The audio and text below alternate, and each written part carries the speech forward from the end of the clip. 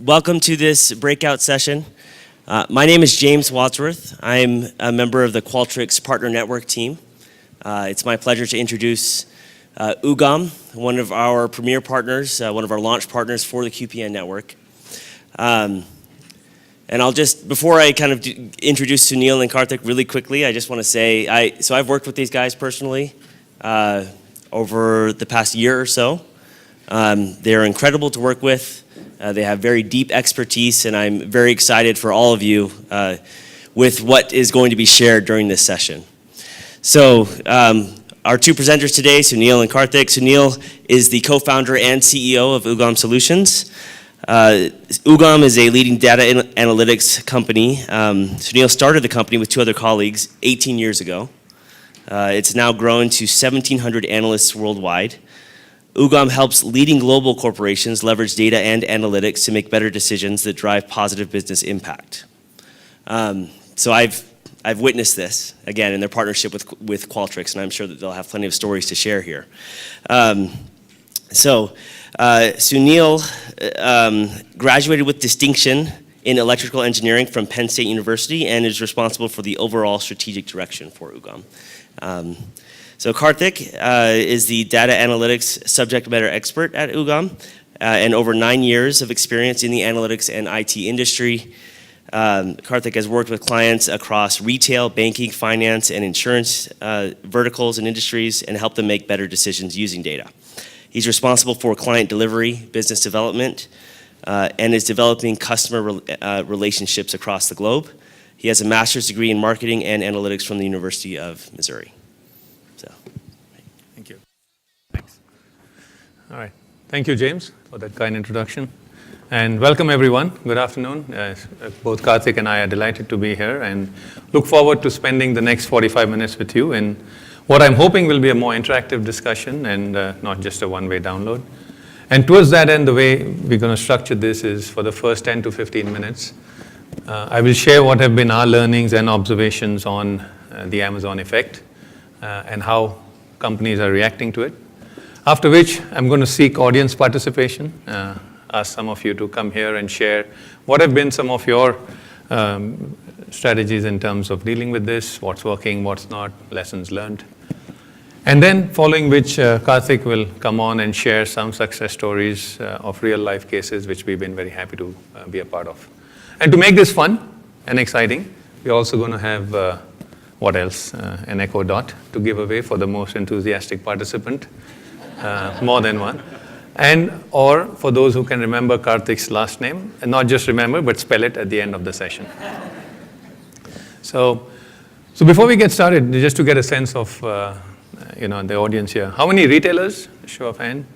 Okay, so we have a few retailers. How many manufacturers of consumer brands, whether you sell direct or through Amazon or any channel? Okay, so we have brand manufacturers. Any distributors of B2B products? Office supply, okay. Any financial services? Loans, insurance, mortgage? Okay, some of those. Anyone from Amazon? Oops, I should be careful. Okay. All right, no, just kidding.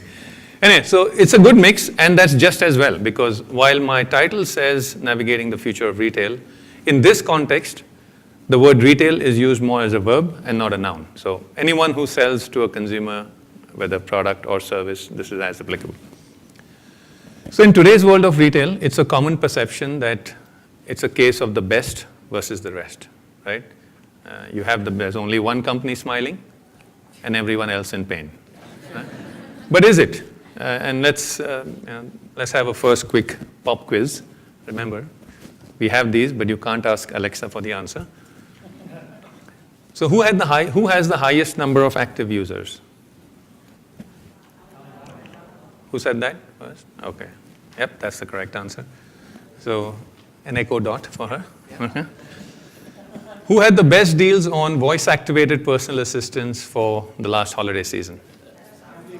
Sorry? Wrong. Best Buy, yes. So that's it. Who was that? Who had the lowest prices on electronic products? Yeah, that one. Pretty impressive. All correct answers, almost. And finally, who had the highest private label sales last year? Wrong? Yeah, there you go. Okay. So clearly, if you've not noticed by now, the common thing across all of this is none of the answer is Amazon. Obviously, it's a biased list of questions precisely to illustrate a point that while generally the best versus the rest is true, it's not all doom and gloom. There are opportunities for companies to win. But let's start by understanding what makes Amazon tick. And I'm sure a lot of you may have seen this popular Amazon flywheel, right? Which starting with lower prices, better selection, drives customer satisfaction, lures more traffic, more sellers, and this virtuous circle goes on.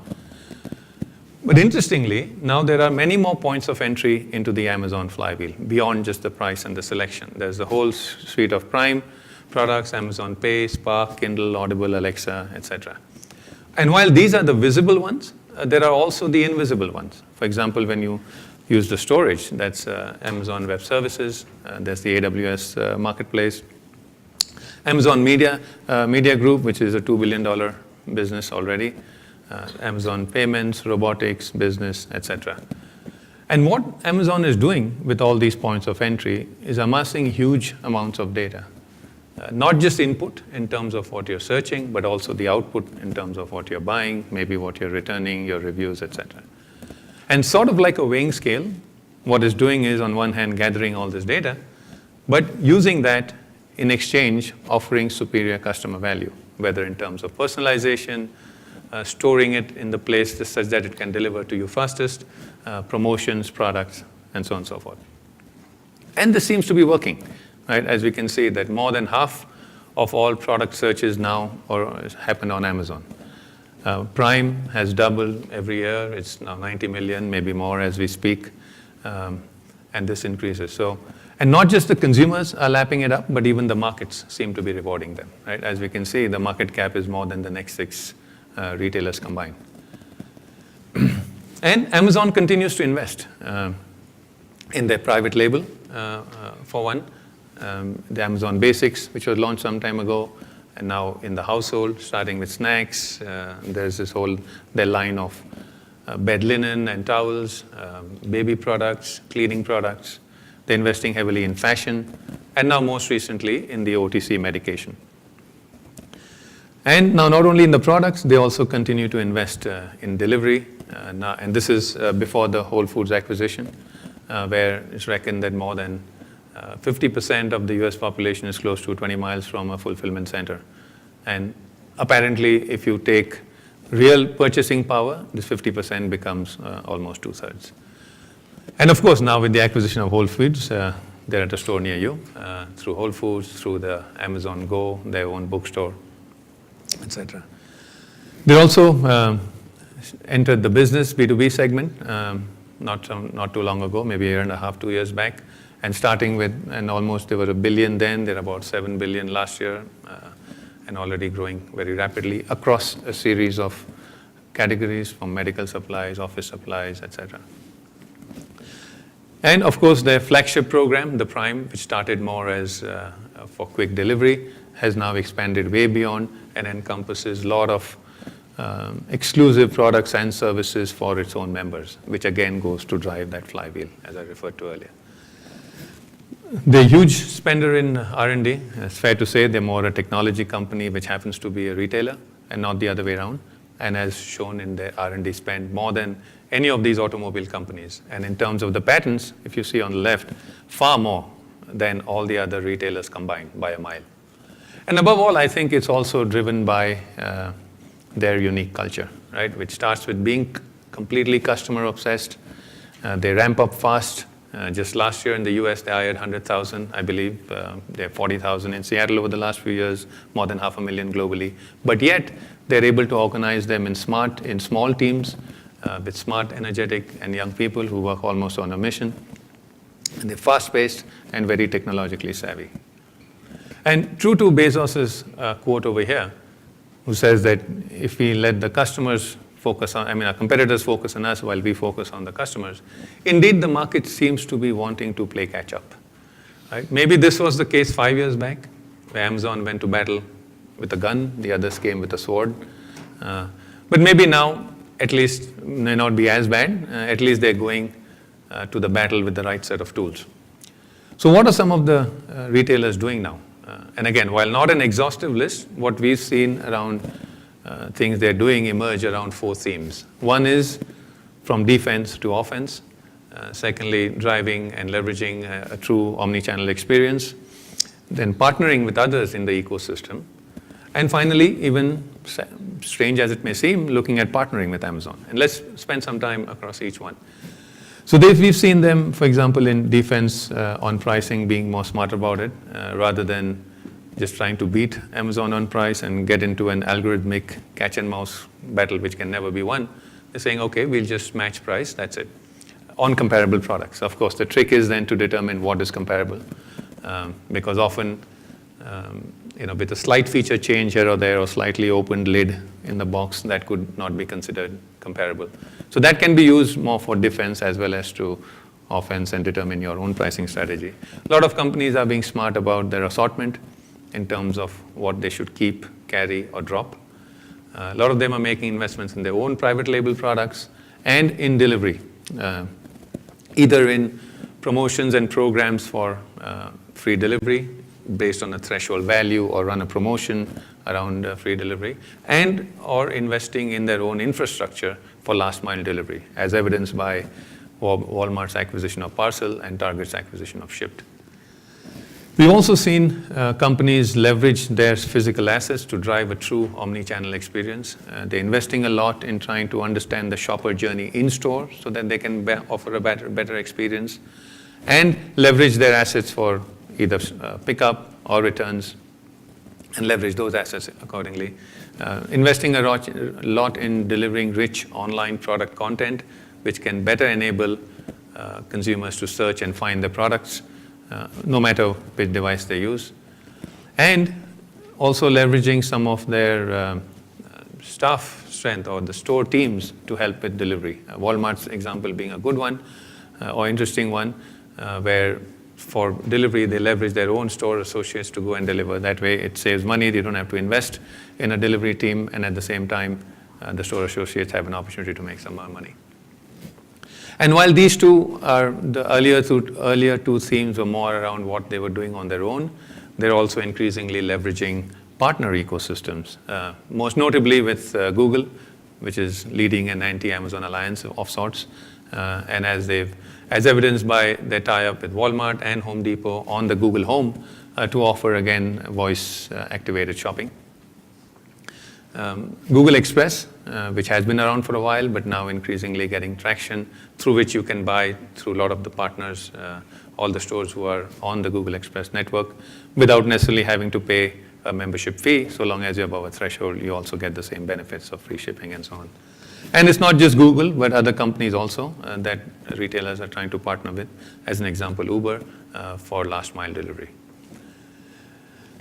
And talking about partnership, and they're also looking at, this is a question increasingly being asked also, is, should we partner with Amazon? And we've seen this happening across consumer brands, manufacturers, retailers, as well as distributors. So the manufacturers, we saw Nike, the good example, which after years of holding on, have finally agreed to sell on Amazon, of course, in exchange for ensuring that unauthorized resellers of counterfeits are not on the site. We've seen also like the retailers partner with them. Example like Kohl's, which has partnered with them to allow returns with the hope that the increased footfall and traffic will allow for cross-sell and upsell opportunities. Or Sears, where some of their good brands, I think good case of the best and the worst tying up. I hope no one from Sears. To sell the Kenmore and the Die Hard brands through Amazon. And we've seen wholesalers like Darius also sell on Amazon. So clearly here, sort of trying to balance on one hand an argument that we lose control of our customers, but on the other hand, customers are already going there. They're already there, so how do we be smart about it? But even then, clearly a question not answered and still wondering whether they should partner with Amazon or it'll be a case like this. So while we've seen these 4 themes emerging, what's common we've seen across all of this is the use of data and analytics to determine what initiatives to test, to measure, and then to scale. And that's something we've seen common across all of these. Thanks, Sunil. So very valid feedback from all of you. I know each one of you are from a different industry, and we're talking about your own problems, but we are in Qualtrics Summit, right? So we have to talk about data. So let's look at some examples where data did make a real difference in some of the customers that we were working with.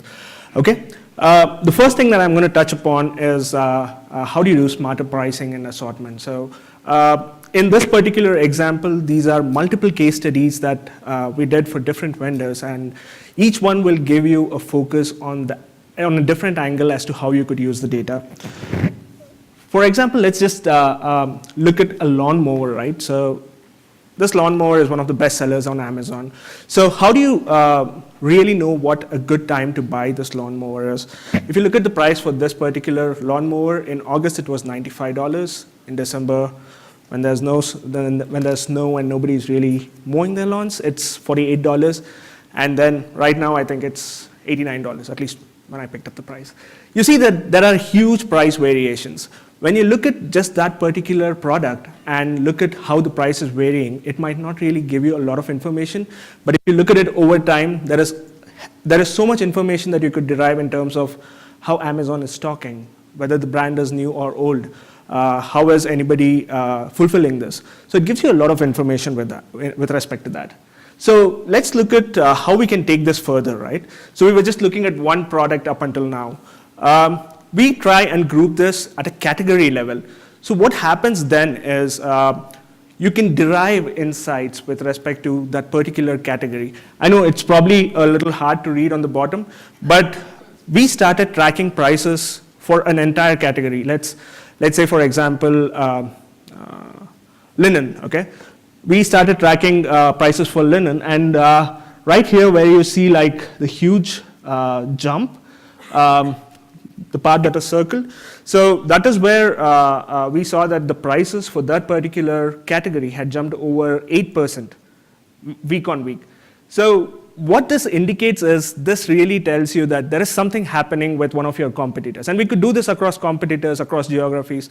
So what this really indicates is that there is something happening there. And once you start digging deeper, they will give you the insights that are really necessary for you to respond to your competition. Now we look at assortment, right? Amazon carries a lot of stuff. Let's say you're a small retailer who's competing with, say, the likes of Amazon and Walmart. What we could do is track all of their assortment from one quarter to another quarter. What you see here is from Q2 to Q3 of last year that we had done. You can just understand how their assortment is changing quarter over quarter. Let's just take, for example, the hand tools category, right? So if you see that competitor A has actually added 8,000 new products. Look at competitor B and C. It's just 2K products that they have actually added. What does this really say? There are 6,000 products that you're not even carrying and your competitor has. This is where you can really realize the power of data. This might not give you the answer right away, but once you start digging deeper, it will really help you understand what your competition is doing and that you're not doing so that you're losing out on the race. These can all be automated, and these can be made to raise flags so that they require your attention. I know huge amounts of data can be distracting too, so by automating these, you can get those regular updates when you have to look at a particular thing or not. One of the ways that you could compare your assortment with your competition is by using matching algorithms. Ugam does a lot of matching for many of our clients. So what we really do is extract attributes of a particular category for a particular product and map them against the attributes for your competitor. So that way we kind of give you some scores which will help you understand how closely is your product comparing to your competition. So that way you can make better assortment decisions. So let's say you have a product which is very close to what your competitor is doing. You could start highlighting some of the attributes that your competition is highlighting so that you could get more sales, or if there is something very vastly different, you can talk to your sourcing teams to get those products online. Okay, the next thing is everybody is competing, right? Everybody wants to understand what is the next big category that you guys can really sell to the customer. How do you really go about this question? What we did was, Amazon, again, is the king of everything. So they do publish top seller products on their website. This is publicly available to everyone. You could go ahead and look at Amazon, and if you look at top categories, you'll get the information.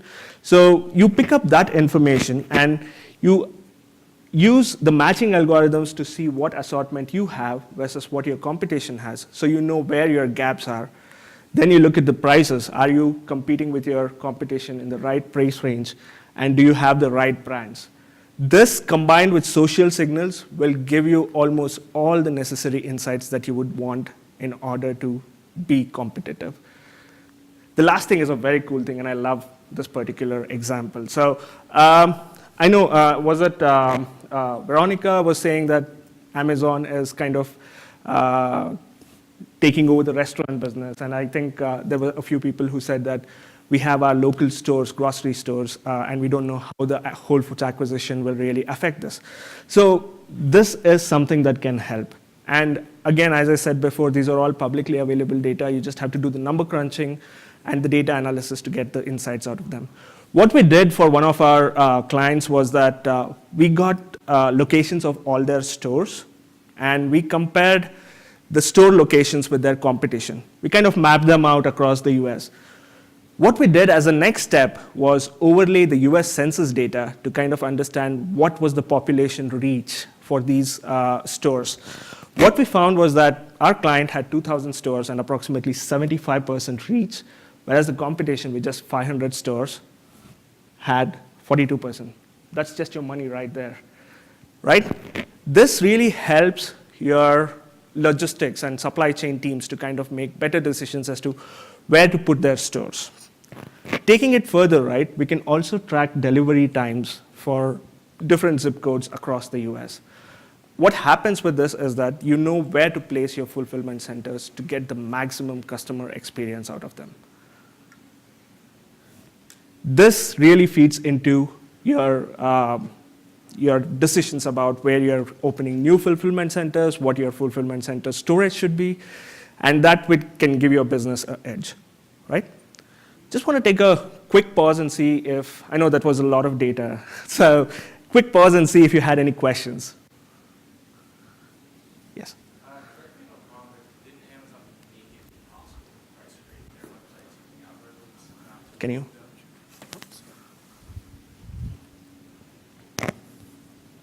I know you're talking about Amazon pricing and everything like that, but it's my understanding that you can't price scrape from Amazon anymore, as well as Walmart.com. So are you going in and manually typing in all of these prices to do this? Not really. The price scraping world is like a cat and mouse game, right? Right. There's one technology that prevents you from price scraping. There's somebody who kind of circumvents what is happening there and tries to scrape pricing. And then there is always a worst case scenario where you might have to do a few cases manually, but it is a combination of both machine learning algorithms as well as human intelligence that really gives us the prices. Got it. Thank you. Sure. Any other questions? Okay, what I want to quickly move on to is discuss another case study with you. This is something that we are seeing manufacturers, retailers do across the board. When you're really trying to push your profits, right, there are two different ways in which you can essentially do that, either by substitution or expansion. Marketing 101, right? So in substitution, what you're doing is you're really replacing some of your star products with of national labels with some private label products, which really give you a higher margin. Whereas with expansion, you're trying to sell a person who buys bread, Nutella, you're trying to sell him almond butter. That's how you kind of expand your product line. What we have seen is, more often than less, we see that the substitution works better because you can work with lesser assortment than just trying to have more SKUs on your board. So what is a good private label product? So a good private label product is something that will provide the same or comparable customer experience. The price should be competitive and should be lesser than the national brand products. The third point is that it should increase your margins. And fourth one, provide the same customer experience. So again, I keep going back to Amazon, but again, as we are saying, this is something that you could do for any competitor. Based on some of their top-selling products, right, you can derive demand signals from the web. I don't want to get into how we derive the demand signals itself, but based on that, you could really look at what brands you should be stocking and what are the SKUs that you should be stocking in terms of private label. Once you get the category that you want to attack or the SKUs that you want to attack, you would really want to understand what are good alternates. So here's where machine learning and crawling algorithms come in. So there are a lot of machine learning algorithms which could scrape the web for all the products in a particular category. And what we do next is we extract the attributes, as I said before, from them, and we kind of normalize it. What I mean by normalization is that a blue and a light blue might essentially be blue when it comes to product attributes. Or a green, or a red and a magenta might just be red. So we normalize all of those attributes, and we have some good matching algorithms which really help you kind of match those attributes and see how the products are defined.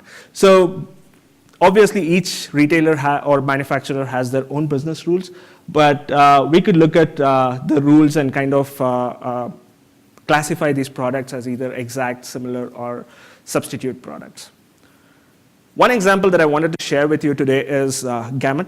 How many of you have seen this website? Great. So Gamut is an amazing way of taking the private label strategy to the next level. So Gamut is owned by Granger. And what happens here is, if you go onto their website, if you have not, I would encourage you to do that. You could go onto their website, and brand is really the last thing that you see. Whereas if you go onto, like, say, a Walmart or something, you always have a filter on brand. So what they're trying to do is remove brand out of the equation in order to do more sales. Granger is benefiting two ways. This is becoming the new Google for any products such as hand tools or any adhesives or everything in that particular category. And two, they're also gathering a lot of data that would be useful for them for future, right? So it's a win-win situation for them. Okay, I think we are about time, but any quick questions, either on the examples that I shared or what Sunil presented before?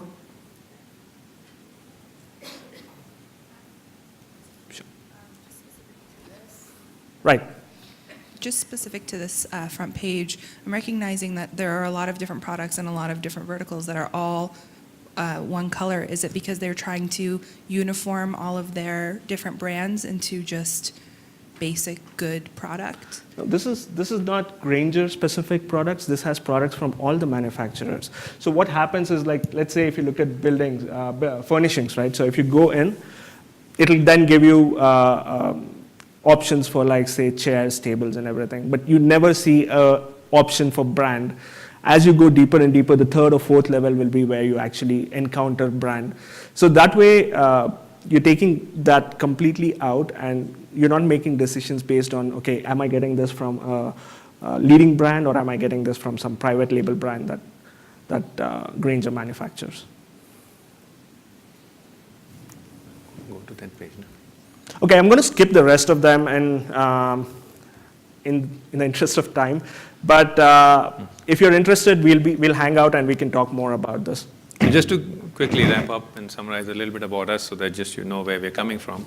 This is who we are, an analytics company that helps retailers and manufacturers to leverage data to make better decisions, whether it's in B2B, B2C, or research and consulting, helping them to the whole spectrum of analytics, right, from what happened to what you should do.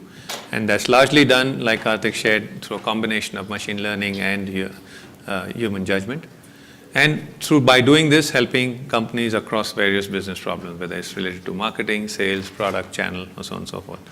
And to complete and to make our offering more holistic, we're pleased to tie up with Qualtrics, firmly believing that their experience management platform, along with our data and analytics solutions, could empower retailers and manufacturers to accelerate their digital transformation. So while Ryan spoke about this morning X data and O data, you've seen this first. We are able to add the D, or the democratic, all the data which is available outside, and through analytics help get you better insights to drive business decisions. So If you'd like to be one of these, we're just one click away. And we're here throughout this conference. We have 2 more sessions tomorrow, as well as the last one across in Marriott, where we have our specialists who can, everything you want to know about Qualtrics or data analytics, but were too shy or afraid to ask, please come there and we'll be delighted to help you. Thank you.